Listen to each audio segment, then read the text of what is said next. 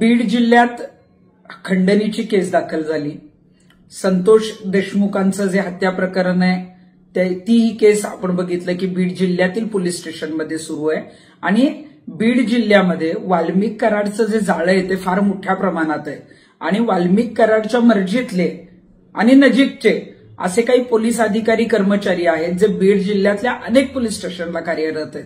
त्यामुळे अनेक ज्या काही केस बाहेर निघत आहेत किंवा जो काही तपास चालू आहे किंवा वाल्मिक कराड सध्या बीड कारागृहात आहे, या सगळ्याच अनुषंगाने बीड जिल्ह्यात अनेक वर्षांपासून जे आहेत ते काही अधिकारी या सर्वांच्या मर्जीनुसार काम करतात किंवा त्यांच्या नजीकचे आहेत।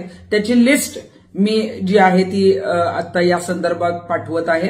तर मी गृहमंत्र्यांना हीच विनंती करेन की यापुढे तरी सगळ्या केसेस जे काही प्रकरणं आहेत त्याचा पारदर्शक तपास होणं गरजेचं आहे आणि त्यासाठी वाल्मिक कराडच्या टोळीचा जर आहे तो पर्दाफाश करणं किंवा ते जर पूर्ण थांबवायचं असेल तर या सर्व पोलीस अधिकाऱ्यांची जी आहे ती बदली बीडच्या जिल्ह्याच्या बाहेर करणं गरजेचं आहे। आणि आम्ही सांगतोय म्हणून नाही तर गृहमंत्र्यांनी या सर्व पोलीस अधिकारी कर्मचाऱ्यांची सखोल चौकशी करावी किंवा त्यांची माहिती मागवावी आणि माझी त्यांना विनंती आहे की बीड जिल्ह्यातून त्यांच्या मर्जीतील आणि निकटवर्तीय जे काही पोलीस अधिकारी आहेत त्यांची बदली तातडीनं बीड जिल्ह्याच्या बाहेर करणं गरजेचं आहे। तो काय आकडा सांगताना सुद्धा त्या 26 मधले मी चेक केले 10 लोक असे त्यांनी आकाचं तोंड सुद्धा पाहिलेलं नसेल। माझी विनंती आहे माहिती देणाऱ्यांनी सुद्धा व्यक्तिगत कोणावर, कारण हे आकाच्या ह्या केस म्हणजे संतोष देशमुखच्या केसमधले 6 आरोपी ज्यांनी पकडले त्यावेळी अधिकाऱ्यांचे नावं जर त्या यादीत येत असतील तर दुर्दैव आहे, असे यादीत नावं देऊ नये।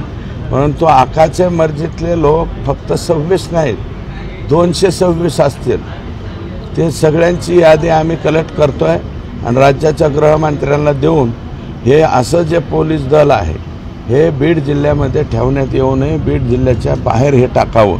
कारण ते आकांच्या दिमतीला कोण माणसं पाठवायचं, पाय छापायला कोणी पाठवायचं अशा पद्धतीचं सुद्धा तयाऱ्या करतायत। आणि करुणा मुंडेंच्या गाडीमध्ये पिस्तूल ठेवताना दिसलेले जे लोक आहेत त्यांचे नावं मी ऑलरेडी घेतलेले, परंतु साडी नेसलेली व्यक्ती मी एका पोलीस अधिकारी म्हणलो होतो तर तो पोलीस कर्मचारी नाही आहे, देशमुख नावाचा कोणीतरी व्यक्ती आहे। पढ़ते रहिए fight against criminal daily newspaper.